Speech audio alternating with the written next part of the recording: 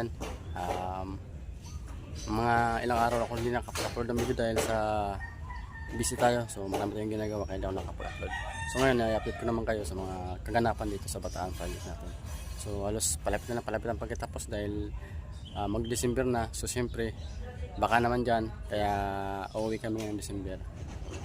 Yan, shout out na lang sa inyo lahat, sa mga taga-Bicol dyan, shout out sa inyo, sa boss namin yan kay Muhammad yung may-ari ng ating bahay na ginagawa. So shout out po sa inyo, nasa nasa over country. Yan, shout out po sa inyo, sana nasa mabuting kalagayan kayo. So ito yung bahay na ginagawa namin, malapit nang matapos siya. So by the way, kung tuloy-tuloy yung trabaho dito, baka mga January siguro, tapos na rin to. So uuwi kasi kami ng Bicol. So ayan, shout out na sa inyo dyan. Maraming salamat sa mga nagsusuporta pala sa akin dito sa YouTube channel ko. Yun, sa walang sawang pagsusuporta, thank you sa inyo lahat. So yan yung itsura nya. So bali nakapaglagay na sila ng apakan para sa waterproof na pala nila yung natin paler, flexiband waterproof. Tapos paka-flexiband nila kahapon. Ngayon yung araw na to ay skim coatin na nila. Yan, skim coat nila bago pinturahan. So bali nakahanger lang siya kasi binabawalan kami kung umapak dito sa may kabilang bahay. So kaya hanger lang yung pagkagawa. Yan, nakahanger lang, hindi siya nakadikit sa may bubong kasi bawal. Kaya ginawa natin ng paraan.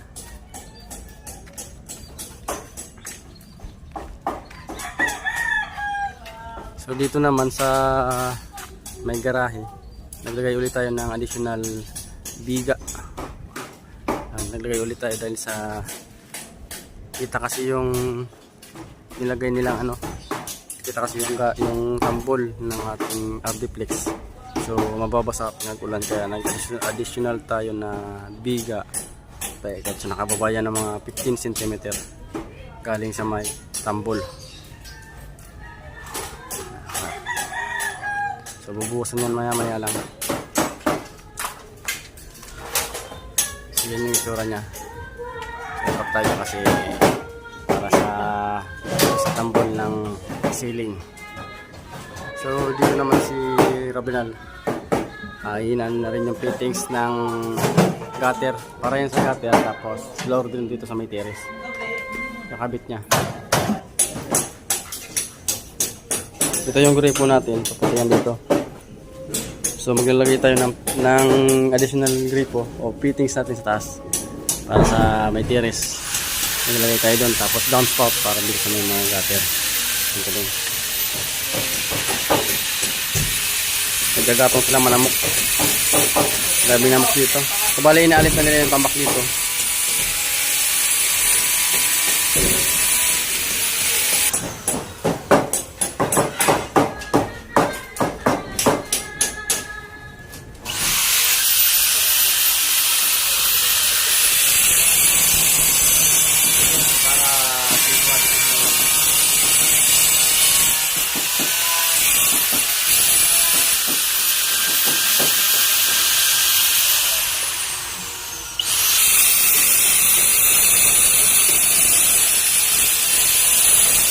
So pasukin na tayo itong loob, living area.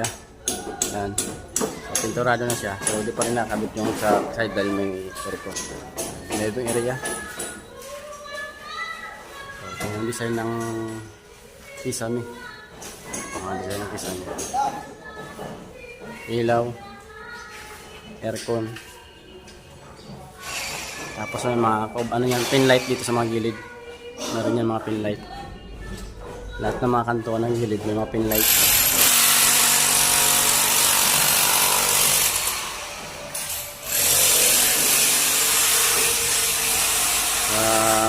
Ilaw, pin light, dulo-dulo, gitna, ilaw.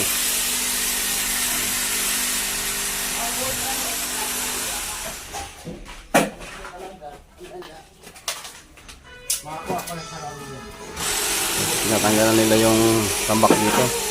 So hanggang dito yung tambak natin nung nakaraang araw, mga ilang buwan din na asa. So tanggal na. Tanggal na. So bali may puso negro tayo dito sa area na to. So bubutasin natin itong ibang buhangin dito, itambak yan dito para masara yung dating Poso Negro.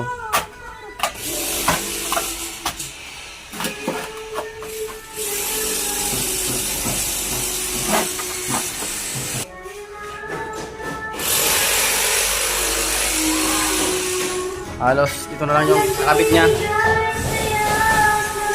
Ito. Kasi dito maiiwan pa yung area na to dahil sa mayroon design. Nilintay pa ako ng design nilalagay dyan.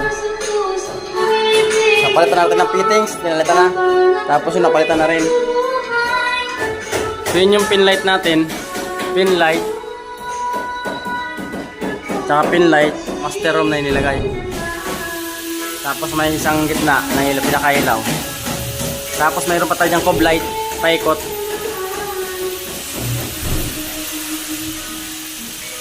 So ito po pala ang ginawa namin dito. Yan. Bali ilalagay niya ng TV. So bali 175 yung luwang. Tapos yung taas 121 yung taas. So ito yung ilalagay natin na piping board. So ang kapal niya 3/4 yung kapal ng ating ilalagay dito na piping board. So magkakaroon dito ng cabinet. Lalagyan ng mga design o anong ilalagay dito. Ito, alas pantay dito sa may hagdan. Cabinet. Tapos dito may ilaw. Para pinaka-pin light. May cob light dito. Banda. Nilagay.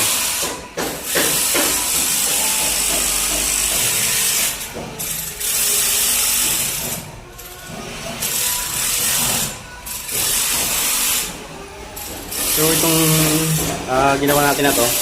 Mayroon tong nakabukod na video. Ipapakita ko sa inyo pag natapos ko sa bukod na video ko kung paano ko ito ginawa.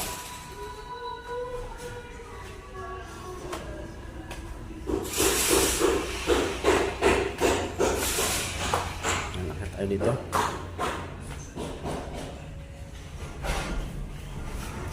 So yan, nagkaroon na tayo dito ng ilaw. Tapos ilaw. Yan, mga pin light. Yan. 6 na pin light. Tapos dito sa may gitna, ilaw. Tapos cob light. Paikot. Yan, cob light yan. Tayong cob light dito sa may room 4. Cob light yan. Yung mga cob light, may pin light. Dito naman sa family room, mayroon din cob light. Ayan. Mayroon din pin light. Pin light. Spin light. Yan, pin light. Tapos may 3 ilaw sa gitna. So wala siyang cob light. Pin light lang tapos ilaw sa gitna.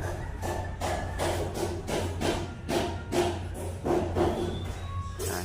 Tapos dito yung malaking ilaw na may design.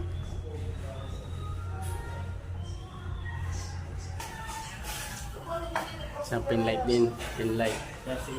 Tapos pin light. Pin light. Paikot.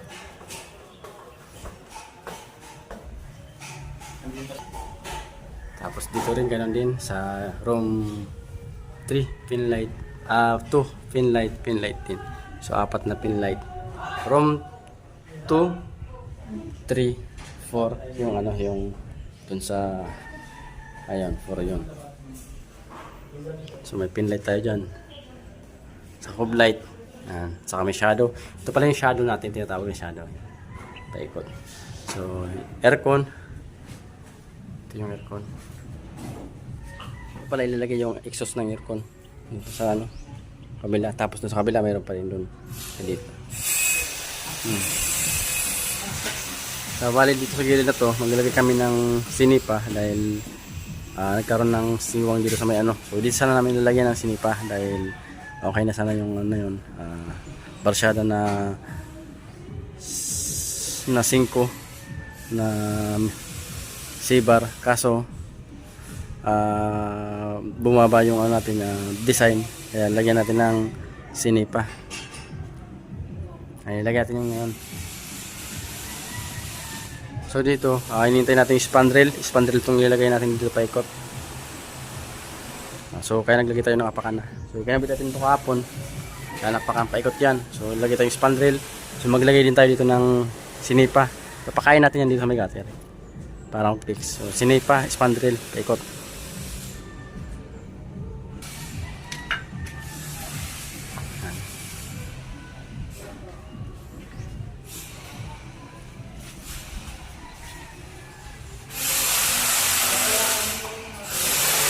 So yung CR, ito yung CR na ginagawa nila. So, tapos na dito sa may taas. So yan, tapos na yung CR. Yan yung ano niya. Nakadrop tayo dyan.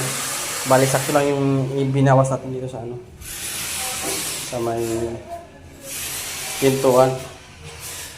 211 yan. So 114 yung size ng ating mga pinto, yung height. So sakto, may allowance tayo 1 cm. Saktong-sakto yan. So dito nakadrop tayo dito ng trees. So nakadrop ng trees. Tapos dyan, floor drain kabilaan. So gate bag para shower. Para sa yan sa gripo, para sa bathtub. Tapos dito sa may shower. Yan.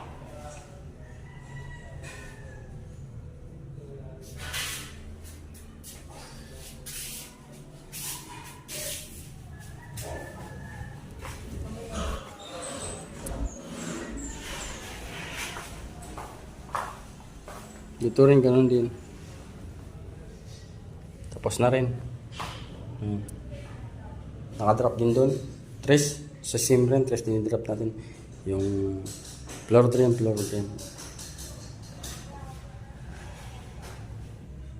Lagyan ng mga sabon. Ay so bali may naiwan pala itong 2 piraso dahil kulang yung tiles natin. So binibili pa. Kaya nagkukulang.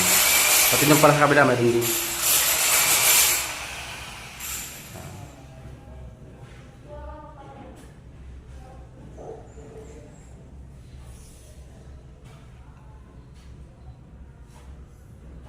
Yan. So dito, pinapampisan ko na rin po kayong para sa additional dito na roofing. Dito, magkakaroon tayo ng bubong para sa may kitchen. Dito dyan na to, buong kitchen to. So maraming nilagay dyan. Ito na gamit.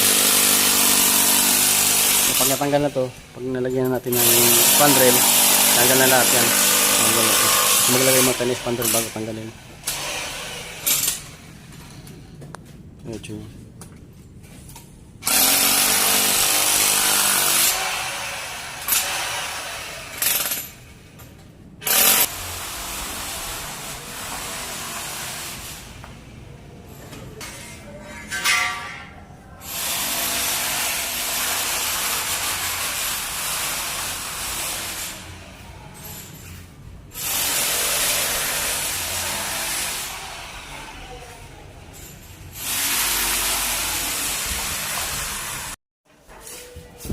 So inumpisa na rin dito sa baba sa may dining area.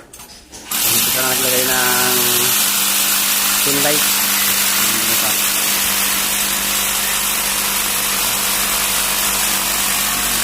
5 watts ito. 5 watts. So 5 watts.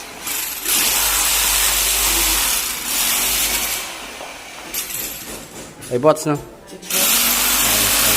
watts. Yung lahat ng pin light natin nasa 6 watts yung ano niya. 6 watts tayo, may 12 watts. May 6 watts, may 12 watts. Tools 12 watts na nito. para sa Para sa mga CR. CR. Oh, sige sa mga CR.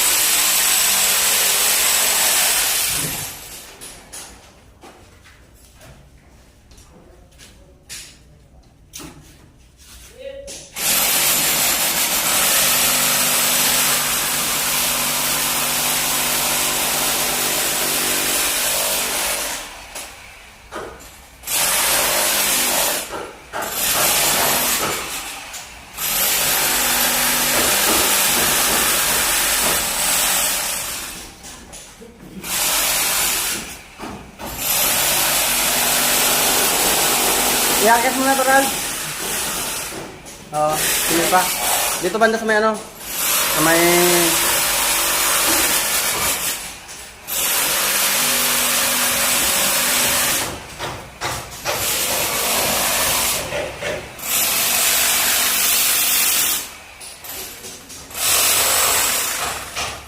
So itong isang wire dito yung sa kabila. Dun sa dulo. Sa gitna, no? Yung banda. Yung banda.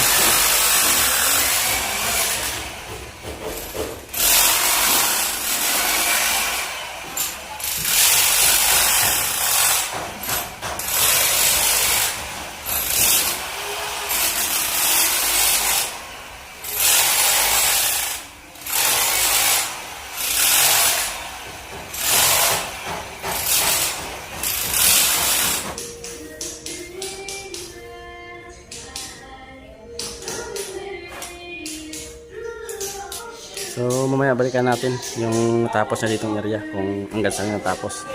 Maya lang. No?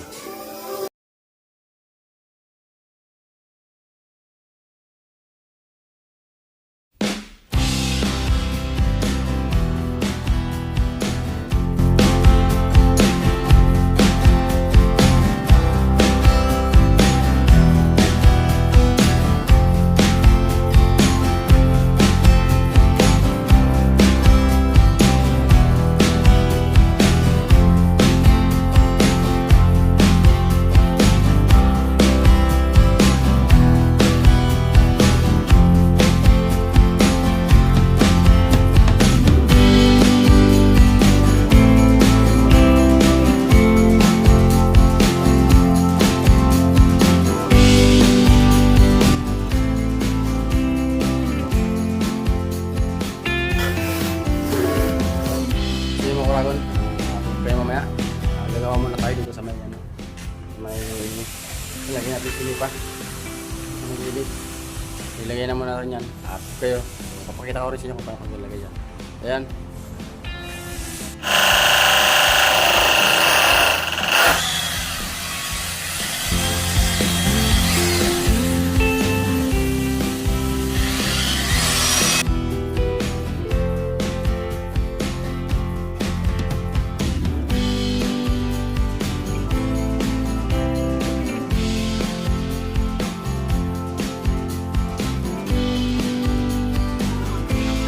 So binutasan natin para sa pag-ano ng ano, design ng black screw.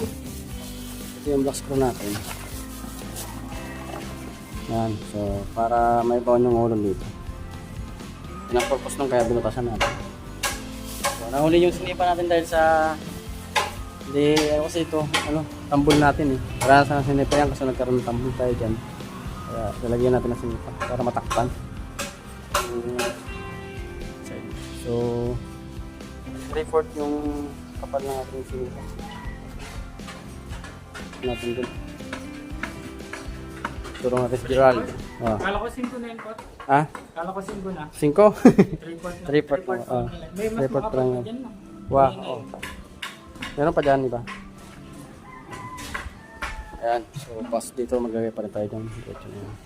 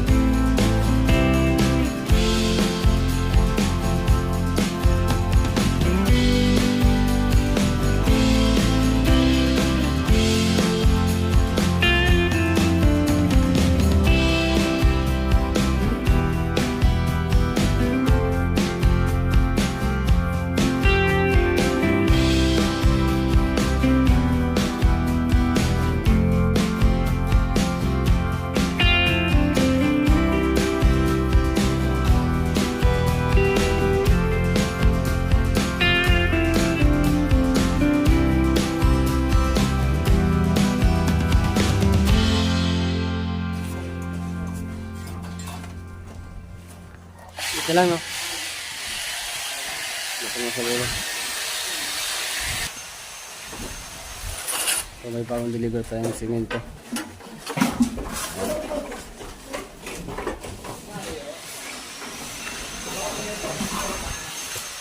Ayan ka simento.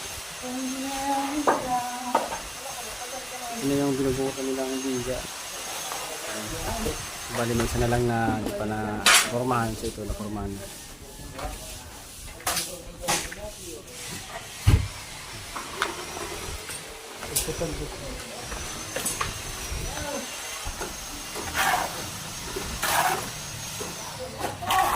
So nag-alawas lang tayo mga 3 inches para sa pagbubuhusan. Binubuhusan lang.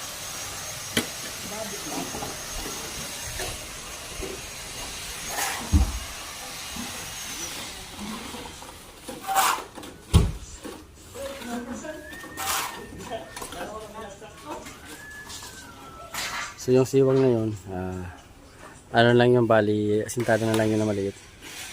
Tapa na lang ng simento. Halo na lang, tapa lang natin dyan.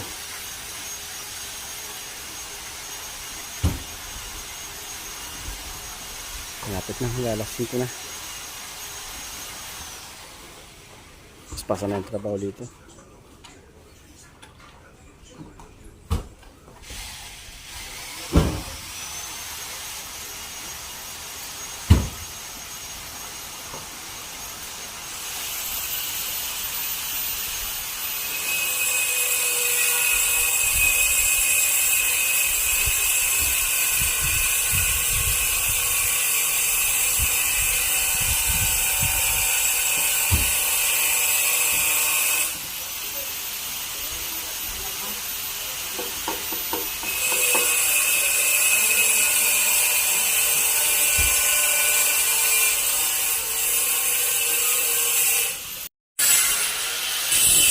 Pilot na po natin.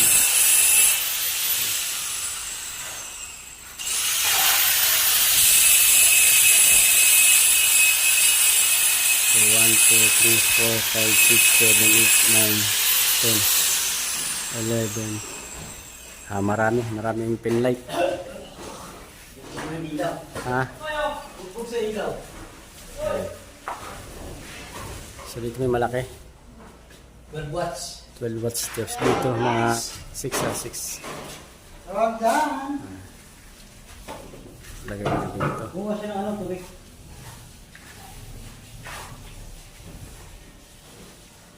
Ganda na. So, tapos na rin dito. Tapos dito, yan, pinipinturan na. So finish na yan, final coat. Tapos dito. So 1, 2, 3, 4. So 4 na ilaw. Dito sa may natin, room. Sa first floor room. May 4 pieces na ilaw.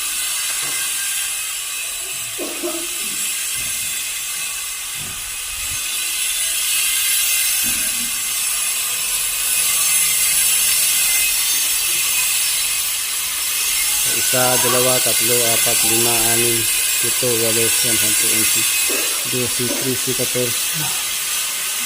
Pang 15 yun dito lang na area. Nasa 15 piraso yung ilaw.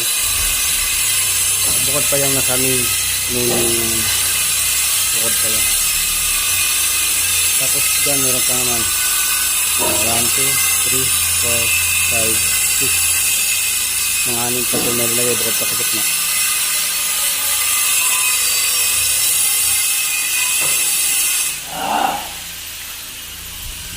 So dito bali nakapag-ukay na ng para dito sa may natin alis sa may kusina, additional additional process na naman to. Dito nagkakay na yan extra. Tapos yan, so tatlong poste yung naging, so tatlong poste yung pinagawa natin dun. Kasi hanggang dun lang sa may kantina yung eskwela. So tatlong poste yung gagawin natin. So yung magiging bubong nito, isang lang na ganun. Streamline lang. And dito din, magkakaroon tayo dito ng firewall. Ganyan. Firewall pa ikot. Dito, streamline lang pa. Dito, punta rin. So, ang lalim ng inukay natin, 90 by 80. Yung luwang nito, 80 by 80, yung lalim 90. O umabot na rin siya ng